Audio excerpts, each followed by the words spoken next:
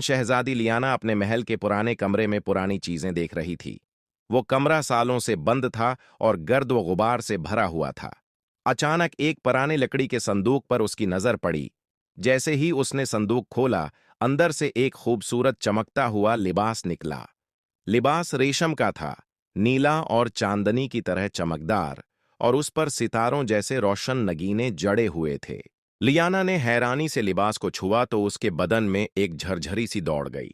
उसने लिबास पहनने का फैसला किया। जैसे ही उसने लिबास पहना, उसे महसूस हुआ जैसे पूरी दुनिया बदल गई हो। हर चीज की आवाज साफ सुनाई देने लगी और आंखों के सामने अजीब रोशनी छा गई। इसी रात जब वो सोई तो एक ख्वाब आया। लियाना एक छोटे गांव में थी, जहां एक बूढ़ी औरत अपनी जिंदगी की आखिरी ख्वाहिश कर रही थी। काश मेरे बेटे की तालीम मुकम्मल हो जाए। लियाना ने आंख खोली, दिल में ख्वाब की गूंज बाकी थी। सुबह इसने वजीर से इस गांव के बारे में पूछा। वजीर ने तस्दीक की कि वो गांव महल से कुछ फासले पर मौजूद है और वहां वाकई एक बूढ़ी औरत रहती है। लियाना ने फौरन इस औरत के बेटे के तालीमी इखराजात अदा किए। अगली रात एक और ख्वाब आया। अब वो एक छोटे बच्चे के साथ थी जो एक दरख्त के नीचे बैठा अपनी मां के लिए दवाई मांग रहा था। जब लियाना जागी तो उसने महल के तबीब को उस गांव भेजा और दवाई पहुंचवाई। हर रात लिबास उसे किसी और की भूली हुई ख्वाहिश दिखाता और दिन में वो उसे पूरा करती। लोगों को ये नहीं मालूम था कि शहजादी अचानक इतनी रहमदिल कैसे हो गई है, लेकिन उनके दिलों में उसके लिए दुआएं बढ़ती जा रही थीं। चंद हफ्ते गुजरने के बाद लिबास की चमक मध्यम होने लगी।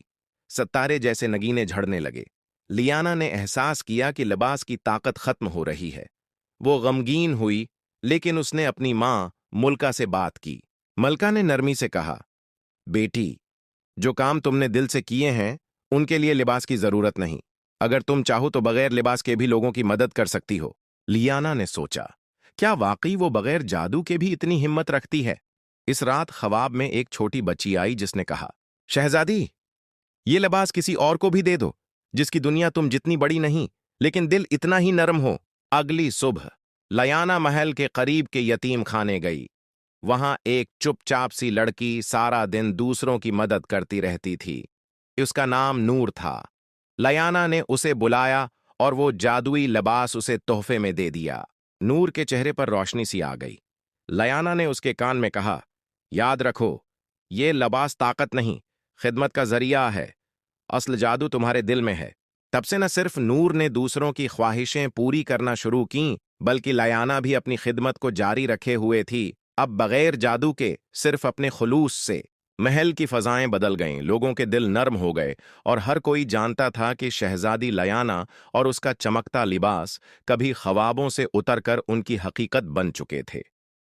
Please like, share and subscribe my channel.